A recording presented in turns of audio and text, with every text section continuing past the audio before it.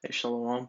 First off, I want to give all praise, honor, and glory unto Yahweh, Ba'ashem, Yahweh Shai, Ba'ashem, Machar Kudash. Double honors unto the apostles and elders of GMS that teach us His word.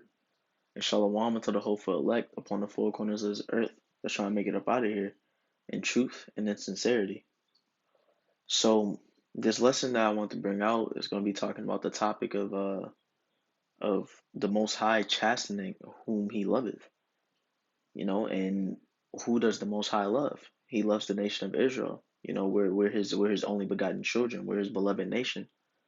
And the position that we're in right now, we're in because the Most High, the Most High is chastening us. He's disciplining us. And what's that position we're in? We're under curses.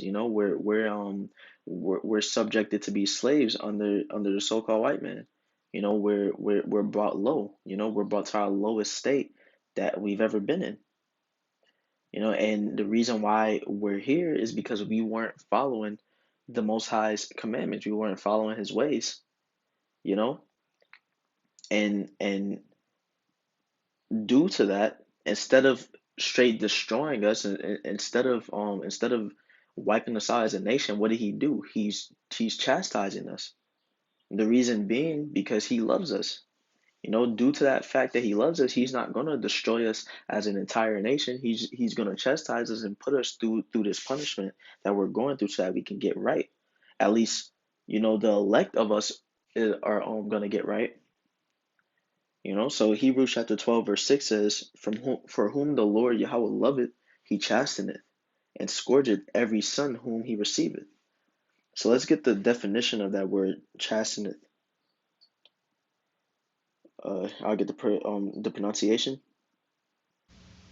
Strong's G 3811. Paiduo. Paiduo. So it says to train children to be instructed or taught or learn, to cause one to learn. Because we had the scriptures and His word stripped away from us. And while He's chastising us in this captivity that we're in, we're learning the elect of us, or the people who are in the know, are learning our background, and we're learning the truth about these scriptures again. We're learning our history again. It says to chastise or castigate with the words, to correct, of those who are molding the character of others by reproof and admonition, of the Most High, to chasten by the afflictions of evils and calamities, to chastise with blows, to scourge, of a father punishing his son, of a judge ordering one to be scourged. So to wrap it all up, it's a discipline. And the Most High is doing exactly that right now. He's disciplining us. And it shows that He does it towards the people He loves for a reason. Because even unto us in this kingdom right now, who have this truth and who are following His ways to the best of our ability, when we go off, or when we slip up, He doesn't just boot us out completely right then and there. What He does is that He chastises us. He chastises us so that we can get back right. We mess up, and He gives us that judgment. And that judgment, whatever it is, the point of that judgment is so that we can get right afterward. So that He doesn't have to give us that judgment of death. Unto the people who have this truth, unto His children who have this truth, He chastises us so that we don't have to make the same mistakes, so that we don't have to be destroyed. Here, let me get Deuteronomy chapter 8, verse 5. It says, Thou shalt also consider in thine heart that as a man chasteneth his son, so the Lord Yahweh thy power chasteneth thee. So think about a father chastising his son. That father will beat his son, and if he's not beating his son, or he's not hitting him with the rod or anything physical, he gives that verbal chastisement to his son. He gives that verbal chastisement so that his son can get right. His son knows what to do in the future so that he doesn't mess up anymore. It says, "Therefore thou shalt keep the commandments of the Lord thy power to walk in his ways and to fear him." That chastisement puts fear in your heart, and it's not fear of only being scared, but it's fear of respecting the Most High. Because the children are supposed to respect the parents. So with that, the parents are supposed to not spare the rod. The children are supposed to the parents are supposed to chastise the children so that the children can have that respect and fear instilled inside of them. But how does the rank go? It goes Yahweh, then Yahweh Shai, then the angels, and then man, then woman, then child. So while all of us are supposed to have that fear and respect unto the Most High, the children are supposed to have that fear and respect unto the man and woman through order. You know. So here I want to get Proverbs chapter 22. Salakia, I can't. Let me see. I'll scroll through the chapter. I can't think of the verse at the moment. Oh,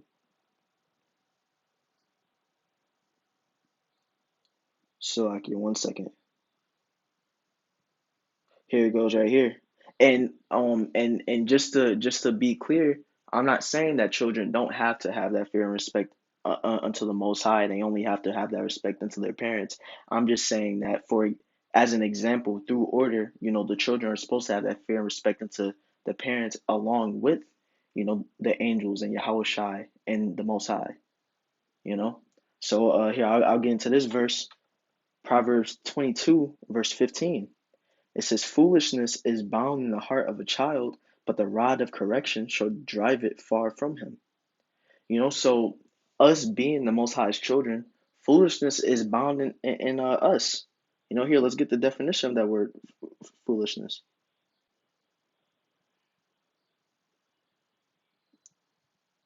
So here's that pronunciation for it. Strong's H 200. Iveleth. Iveleth. It says foolishness or folly. So even his children, the nation of Israel, even us with this truth, even we partake in folly. So it's saying that foolishness or that folly is bound in the heart of a child. But for this example, it's bound in the heart of the nation of Israel. Even us who have this truth. But it says the rod of correction shall drive it far from him. Now for the Most High, that rod of correction is that chastisement through His judgment. We go off or we slip up, we commit a sin, and there, there's a judgment for it. And that judgment, if not unto death or if not a severe judgment, that judgment is so that you can get right, so that you don't have to have a severe judgment or judgment unto death. That judgment is to drive out that folly from you. That you sin and then you receive judgment for it, and you receive that judgment so that you don't do that sin anymore. You know. So here 1 second. I want to get Proverbs chapter 15 verse 14. And this is a big reason why parents aren't supposed to spare their children from the rod, that belt. You're supposed to give your child whoopings. Reason being, if you don't, they're not going to have any respect for you. They're not going to have any fear unto you. You won't. If you don't chastise that child, they're not going to have any of their bad or wicked ways driven out from them. Imagine if the nation of Israel never got chastised by the Most High. We'd be deep, deep in wickedness right now, even more than we are at the moment. All of us would be deep in wickedness. So even unto those parents, even unto all the parents, you got to make sure that you're chastising your children as well, so that they'll have that fear and reverence unto you. Because if you don't, that child is going to continue to partake in that wickedness. That child is going to continue to partake in those bad ways, and they're never going to get that they're never going to get that driven out of them. A child does something bad, and then you give them that judgment of chastising them, and then that's all they associate that with. So they're not going to want to do it. And sometimes you got to do it multiple times. Even with the Most High, us being a rebellious nation, the Most High has to chastise us throughout history. He's had to chastise us many times. And we're still not all the way right. So Proverbs 15 and 14 says, "The heart of him that hath understanding seeketh knowledge, but the mouth of fools feedeth on foolishness." So the nation of Israel is being like fools right now. We're feeding on foolishness. We're feeding on nothing but folly. And us who are in the world, all we're feeding on is that sin. All we're feeding on is things that help out our flesh. So unto the people, when it's time for salvation, unto the 2/3 who still don't have it by then they're gonna have to just receive that chastisement, that judgment unto that destruction by fire. When they're reincarnated into the kingdom, they won't have to worry about all that no more. But the elect aren't gonna have to receive that chastisement because we're receiving our chastisement right now. We're getting right now so that we don't have to receive any more chastisement. We're trying to get right so that we don't have to get chastened by the Most High. But those 2/3, they're gonna continue to get chastened over and over, and if they don't get right because of it, then the Most High is just gonna wipe them out. They're of course gonna be brought back, but they're gonna receive that destruction in this world. Because they're being fools. They're not giving the Most High his reverence, his respect. They don't fear the Most High. Number one, above all, you're supposed to have fear unto the Most High. And the 2/3 obviously don't have that because they're still partaking in wickedness. They're still partaking in nothing but folly. They're not trying to get right. So the Most High is going to look at it. He's going to be like, oh, well, the chastisement that I'm giving you right now ain't enough. All right, well, I'm gonna just go ahead and destroy you. That's why we have to make sure that we're getting right now, so that we don't have to get to that point. So that we don't have to get to the point where we have to be destroyed. We don't have to get to the point where we get that ultimate chastisement. You know. But hey, with that being said, I'm gonna give all praise, honor, and glory unto Yahweh, Ba'ashem, Yahweh Shai, Ba'ashem, Kudash, and hey, Shalom.